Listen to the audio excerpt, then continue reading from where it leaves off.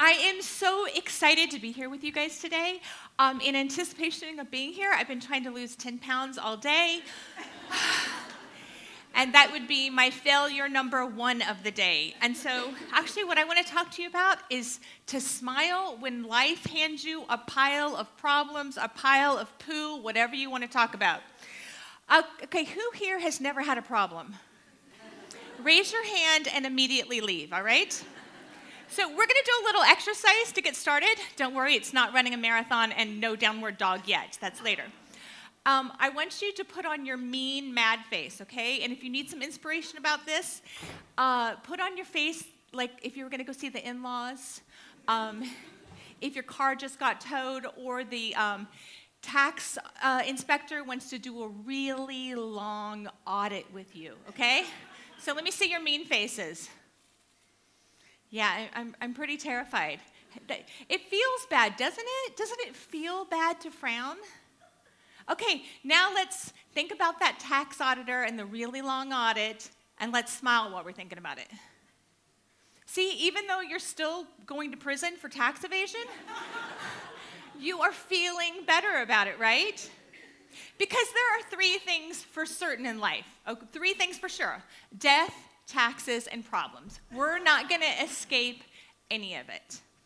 And what I want to say to you today is to get inspired by failure.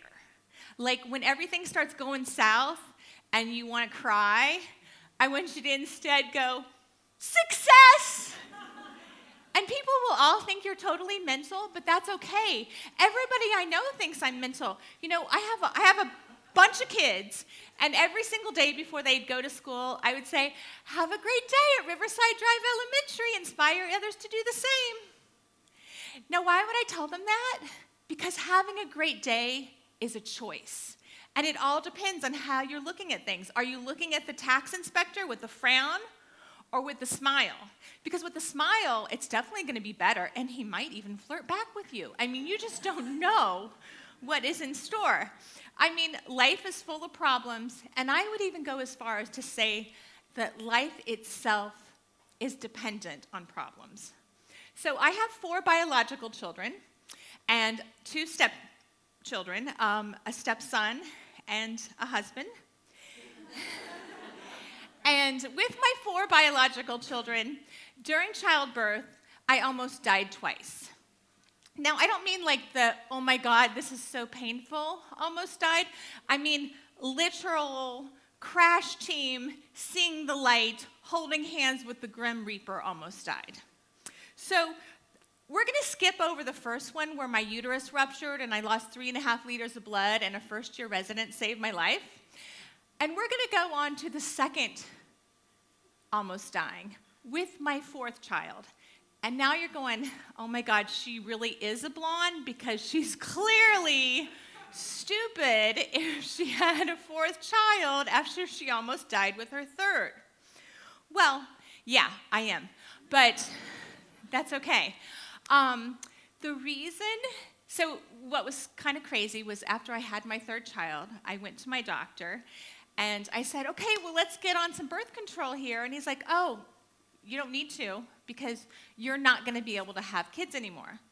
So 3 years later, I'm pregnant with my 4th kid, and I'm looking for a new doctor.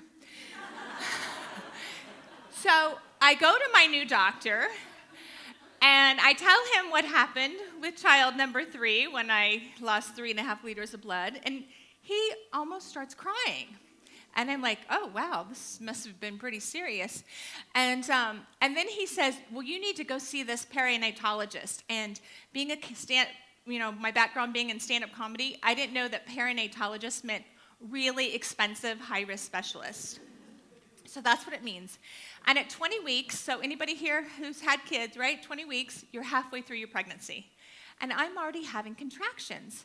So I go to the perinatologist, he does this sonogram, and he's like, okay, your uterus is already thinned out, and we do 500 deliveries a month here at Cedars-Sinai. And I've been doing this for 30 years. I have never once in my 30 years of practice or ever at Cedars-Sinai has there been a live delivery that was preceded by a ruptured uterus. So you need to terminate this pregnancy because you're going to die, and so is the baby. Now, obviously, I have a lot of medical knowledge with my background as a stand-up comic. So I said, okay, well, I'm not going to die. That's not going to happen. So let's get a new plan together.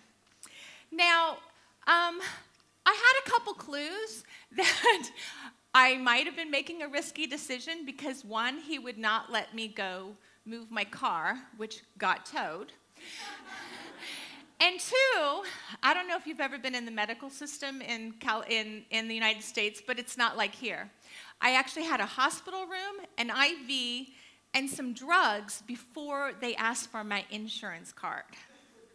So that should have been my very first clue that I was in for some drama. Now, I went into the hospital on November 7th. I did not leave the intensive care unit until January 28th. So I spent Thanksgiving, Christmas, and 2 of my kids' birthdays in intensive care. So now I'm happy to report that my 4th biological child, he is 6'1".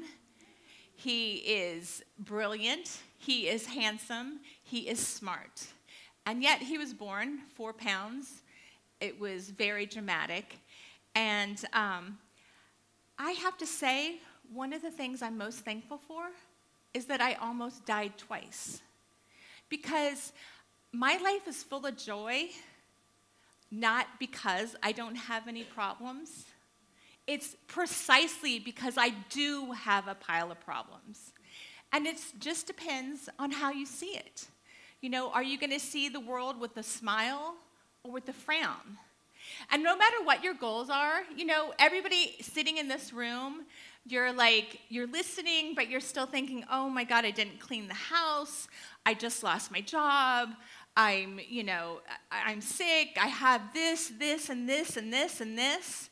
And people are going to look at you and say, hey, you know what? Abandon ship because you're going to die. This never happens. It's too risky. And so what I want to ask you today is, what is your plan? Let's get a new plan together and don't die. Are you going to smile or are you going to frown?